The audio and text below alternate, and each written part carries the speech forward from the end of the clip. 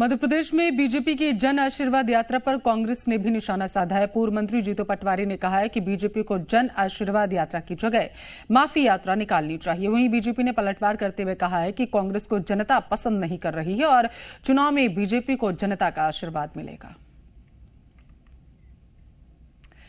तो सतना के चित्रकूट से बीजेपी की जन आशीर्वाद यात्रा की शुरुआत हो चुकी है और जैसे ही बीजेपी ने इस यात्रा की शुरुआत की तो सियासी घमासान भी खूब देखने को एमपी में मिल रहा है। कांग्रेस ने कहा है कि बीजेपी को जन आशीर्वाद यात्रा की जगह जो बीजेपी ने मध्य प्रदेश को बीमारू राज्य बना दिया तो इसके लिए माफी यात्रा निकालनी चाहिए। किस बात की जन आशीर्वाद है ये कि इस प्रदेश में आपने लोकतंत्र को तबाह कर दिया, लोकतंत्र को कलंकित कर दिया, लोकतंत्र को बेच दिया और खरीद लिया।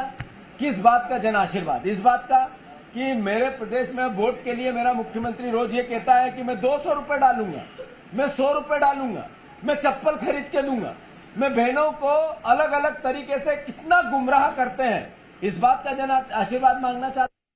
देखिए, भारतीय जनता पार्टी जन कल्याण की, सामाजिक सरोकार की सरकारें चलाने वाली पार्टी है। चाहे मध्य प्रदेश में सरकार शिवराज सिंह जी की सरकार हो, चाहे केंद्र में माननीय नरेंद्र मोदी जी की सरकार हो, दोनों ही सरकारें गरीब कल्याण के महाअभियान में लगी हुई हैं, सामाजिक सरोकार की योजनाएं क्रियान्वित कर रही हैं। उनको लेकर हम जनता के बीच में जा रहे हैं। निश्चित रूप से जनता का आशीर्वाद हमें 2014 में भी प्राप्त हुआ था, 2019 में भी प्राप्त हुआ, 2024 में भी प्राप्त होगा। इसी तरह 2003 के बाद से लगातार हमको प्राप्त हो रहा, तो 23 में भी निश्चित रूप से मध्य प्रदेश की जनता का आशीर्वाद हमें प्राप्त होगा। और ज्यादा जानकारी के साथ मेरे सहयोगी लाइव जुड़ चुके हैं अजय दुबे।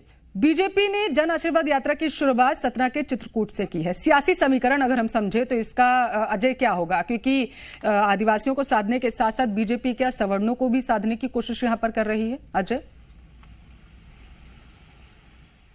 देखिए, राम की जो है तपोभूमि चित्रकूट से शुरुआत किया है। विंध्य का क्षेत्र आता है, विंध्य में भी आदिवासी वोटर हैं, महाकौशल में भी आदिवासी वोटर हैं। चंबल से भी शुरुआत करने की, नीमच श्योपुर से भी रथ रवाना करने की बातें चल रही हैं। आज और कल परसों लगातार 3-4 दिनों तक रथ रवाना किए जाएंगे केंद्रीय नेतृत्व के द्वारा। केंद्रीय जो मंत्री हैं, चाहे राजनाथ सिंह हो, केंद्रीय गृह मंत्री अमित शाह के द्वारा रवाना किया जाएगा। तो साफ तौर पर कहीं ना कहीं आदिवासी वोटर और तमाम वर्ग के जो वोटर हैं, चाहे ब्राह्मण वोटर हो, चाहे वैश्य वोटर हो, चाहे साहू समाज हो, तमाम समाज को साधने की कोशिश है। यही वजह है कि चाहे वाल्मीकि समाज हो, सागर में मंदिर बनाने की बात हो, और जिस तरह से ये सीएम जो है शिवराज सिंह चौहान ने जिस तरह से तमाम गठबंधन और तमाम तरह के संगठन बनाया हुआ है, ब्राह्मणों से लेकर सवर्णों से लेकर तमाम लोगों को सौगातें देने की कोशिश की है, तमाम बनाए हैं। यही वजह है कि अब जो है साधने की कोशिश की जा रही है, चाहे वह